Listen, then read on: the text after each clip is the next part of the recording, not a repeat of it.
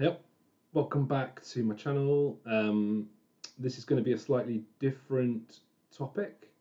I am denied about doing this, but I decided that if I talk about this stuff and keep it like really pragmatic and talk about the reason for purchasing, and less, hyperbole and more about the practical usage, it'd be quite useful. So this is part one of my gear topics, and by gear I mean for this one I'm talking about plugins.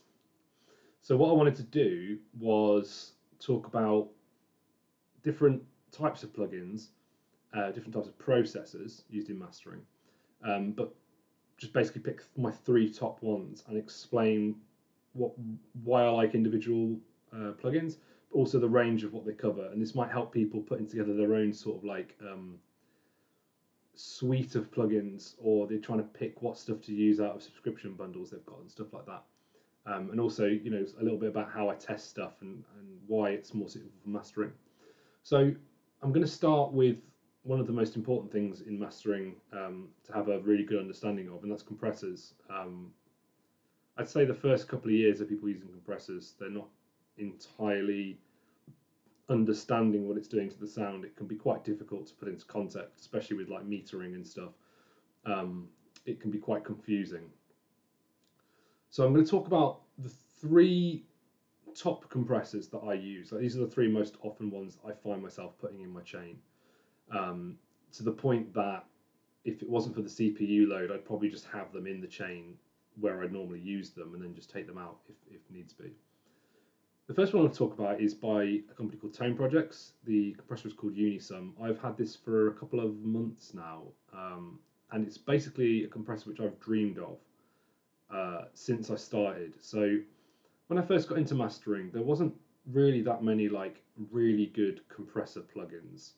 The first one that I bought was the Sony Oxford suite, which is like very good sounding, but it's so small, and so really designed for tracking. Like the just things like the limitations of the metering and the gain structuring made it quite difficult to use. I mean, I actually still have it, and I recently paid like 10 quid or whatever to get the upgraded version, because it's one of those tools that there's certain things that it can do which is quite cool.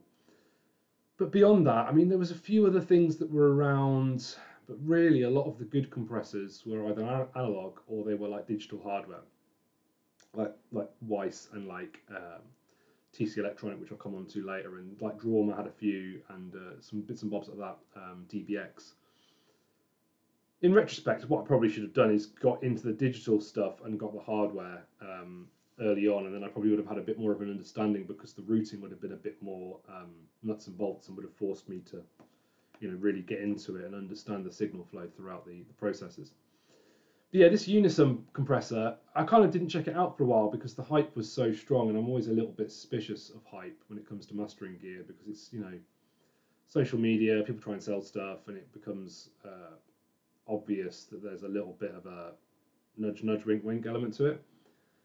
But I thought, you know what, people that I really trust are using this compressor, and I tried it for about 3 minutes, and I was just like, bloody hell, this can do things that other compressors can't do. When I first got DMG Equilibrium, the EQ, that was just like, it got 10 out of 10 reviews across the board, because it basically pushed the entire possibilities of EQ beyond what had been done before within one processor.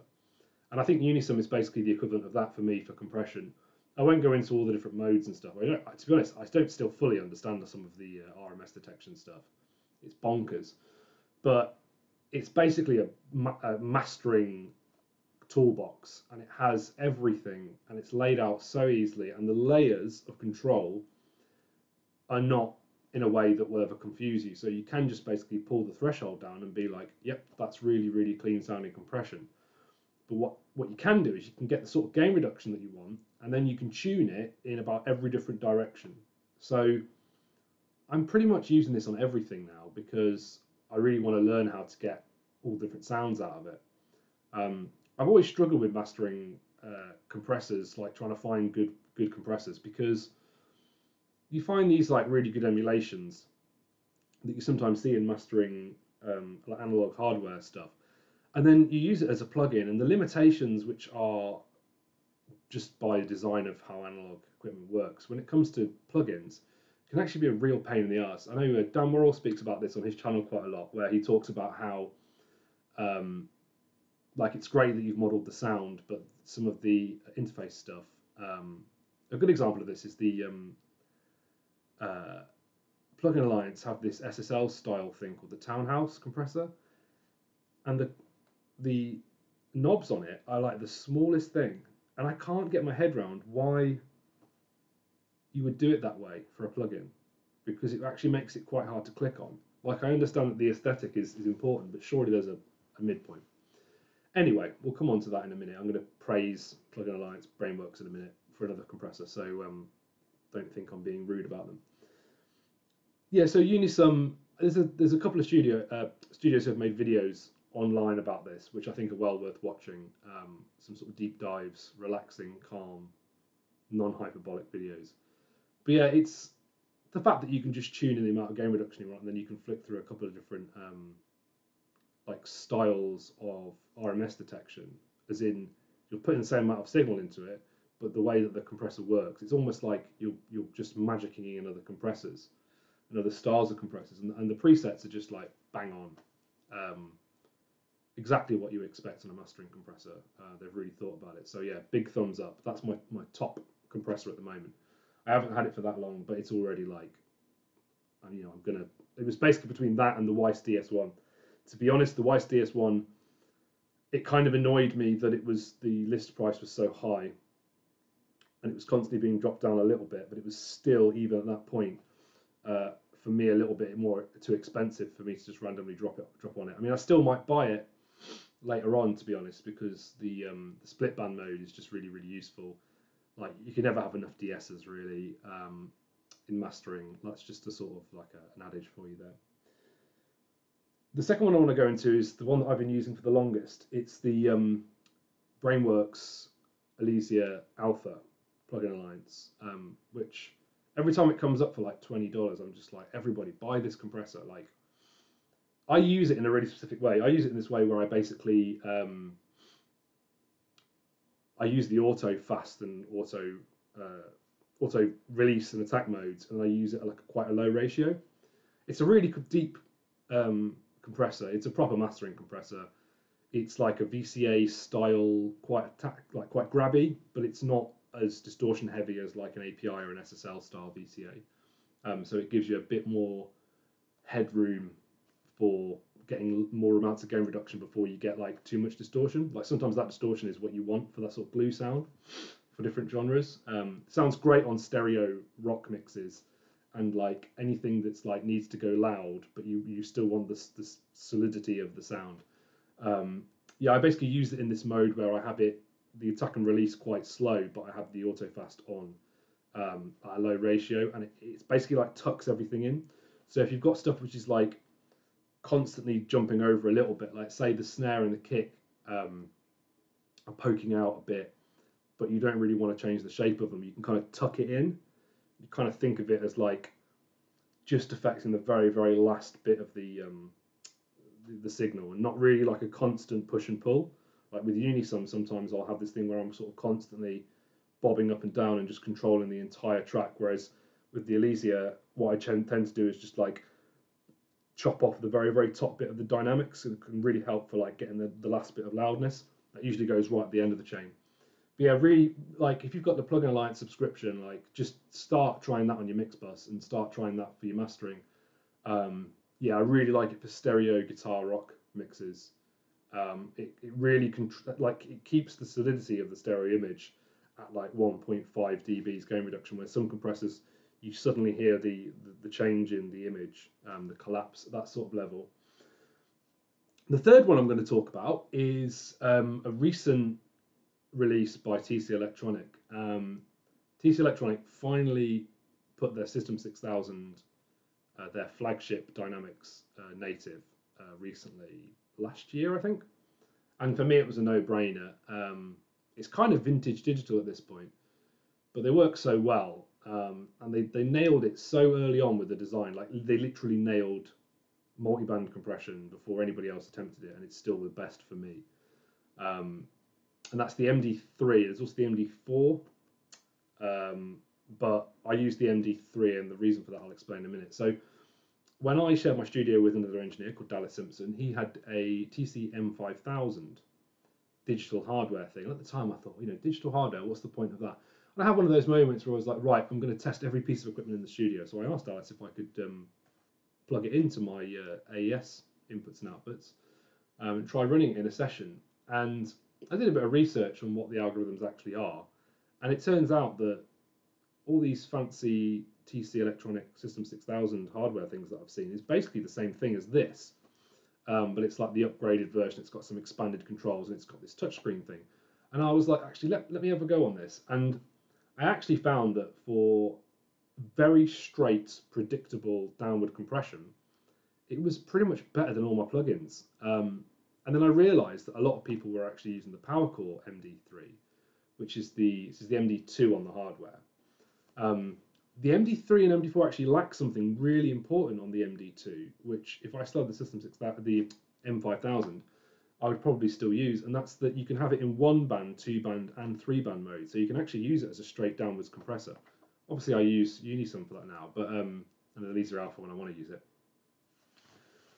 But it's so transparent. The crossovers are so transparent. And if you ever need to do like actual multi-band compression, where you're like, I quite like doing this with dance mixes where they're or like loud pop stuff, where it's kind of already quite chunky, but there's certain mismatches between the frequency content, and you can. I've got a couple of presets that I use to just do certain bits of bobbing around multi-band compression just to tuck it back in again and give it a bit more of a cohesive sound. That's basically the sound that people sometimes don't like with multi-band compression. Like, that sounds bad on folk, it sounds bad on like anything quiet, soundtracks and stuff, but for loud, energetic pop stuff, a little bit of like 3 bands constantly bobbing up and down multi-band compression can really give it like a big, loud sound that is, you know, an upgrade.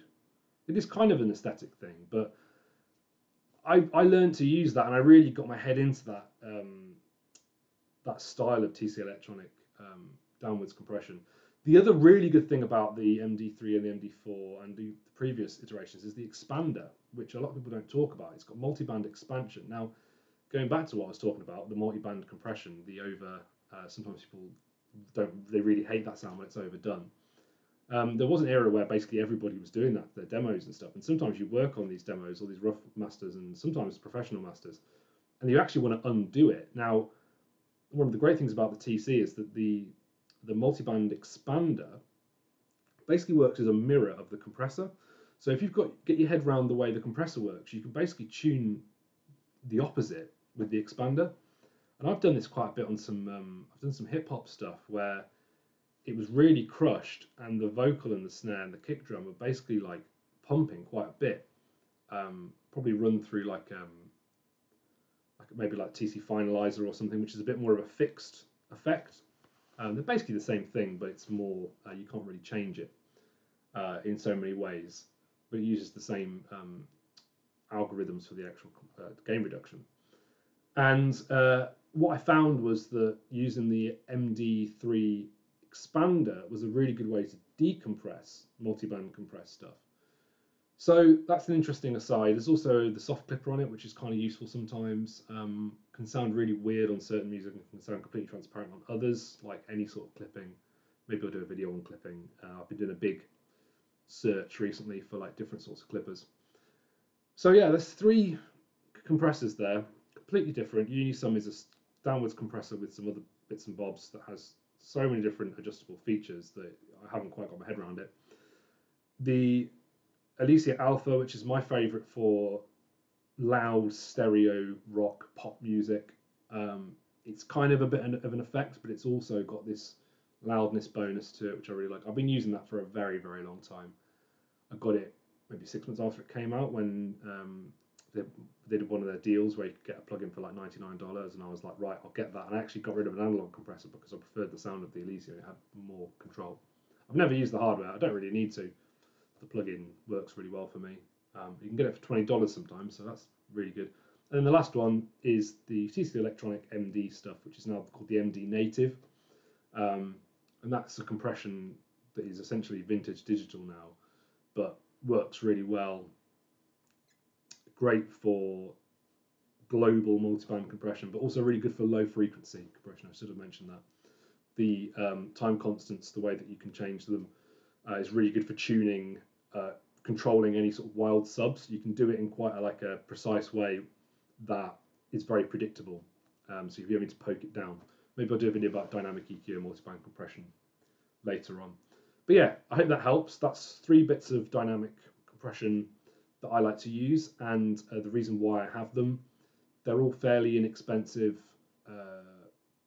and I recommend them. So if you're looking at setting up a mastering studio, or you're trying to get like a mastering setup, those are 3 which I would have a look at and have a play with. They're all demoable, you know, and all that good stuff. So yeah, we're doing a couple of gear videos.